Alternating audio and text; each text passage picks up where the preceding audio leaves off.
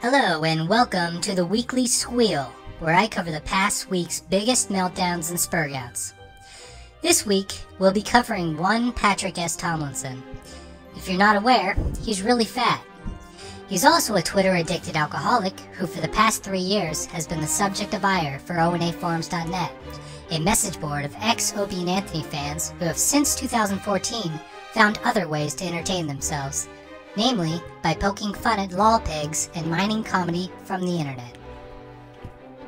As I make this report, Fatrick is crying about the CEO of Spotify defending Joe Rogan for having an opinion, and I quote, "You have an obligation not to provide a platform for deadly misinformation in the first fucking place. Giving balance to lies over facts is to side with the liars." End quote. Like I said, very fat, very stupid too. Let's backtrack. Last week, Fatrick had a meltdown concerning the verdict of his failed lawsuit against the Opie and Anthony Forum. In January 2021, Pat filed a suit claiming that 60 John Does had defamed him by calling him fat, among other things. Those other things may or may not have included calling him a pedophile who eats black babies.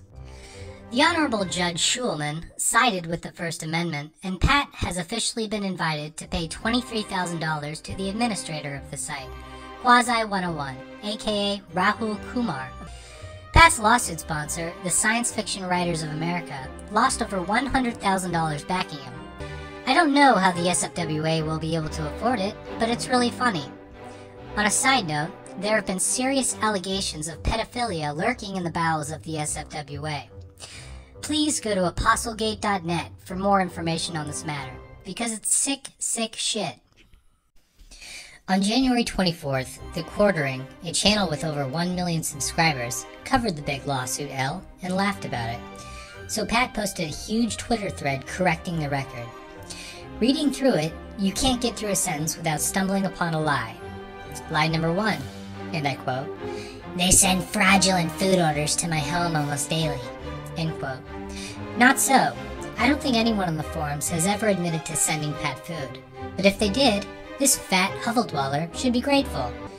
Lie number 2, and I quote, "They have doxed the private information of dozens upon dozens of people around me so they can be targeted by members of the group." End quote.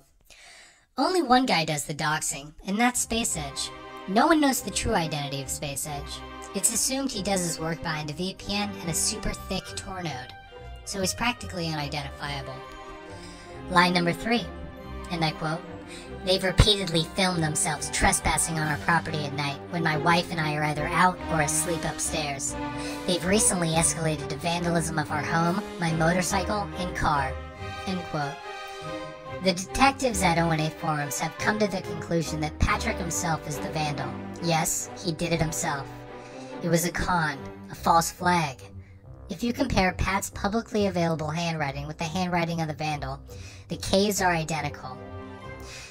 Line number 4, and I quote, "They have threatened to burn down our home and kill our pets." End quote. No one's ever said that, you fat asshole. Toothless died when you accidentally put him in the freezer when you were getting ice cream. Your cats are innocent victims, and burning down your home would be an improvement. Line number 5, and I quote, "They've made numerous fake reports to the Milwaukee PD, anonymously and falsely accusing me of everything from arson to kidnapping and murder." End quote. Murder. The verdict is still out on that, as it hasn't been proven that he didn't kill Bernal Trammell. I'm not saying he did, but the evidence is compelling. A.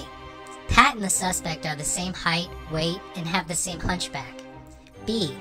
He's a violent-minded gun nut who has expressed murderous fantasies. C. Pat owns 5 guns, and he has said numerous times that he concealed carries. D. He owns a similar black bike as the perpetrator. E. He lives within a mile of the crime. F. He's unemployed, so he'd have the time to commit the crime. And G. He took a creepy-ass selfie 1 hour after the shooting to possibly establish an alibi. His face is flush, and he looks exhausted, like he just biked away from the scene of a crime. Again, I'm not saying he did it, but Google's algorithm senses a connection. Long story short, this past week has seen a frenzy of milk spurting from his nipples. He lost the lawsuit in a big way, and he called the judge an idiot, classy, and possibly anti-Semitic. Last week, he called people child more than 100 times on Twitter, and it's clear his oinking is having the opposite effect it has intended. The little sympathy he's gained is likely draining back to zero with each and every tweet. The truth is, Fatrick Tomlinson is a rabble-rouser who has antagonized strangers online for years. His books suck, he drinks all the time, and he's a cunt. It's unclear how long the Opie and Anthony boys will continue to critique Tomlinson's antics, but it could be another 3 years.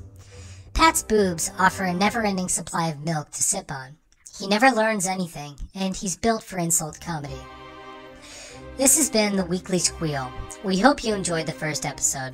Please like and subscribe, and come back next week. Bye.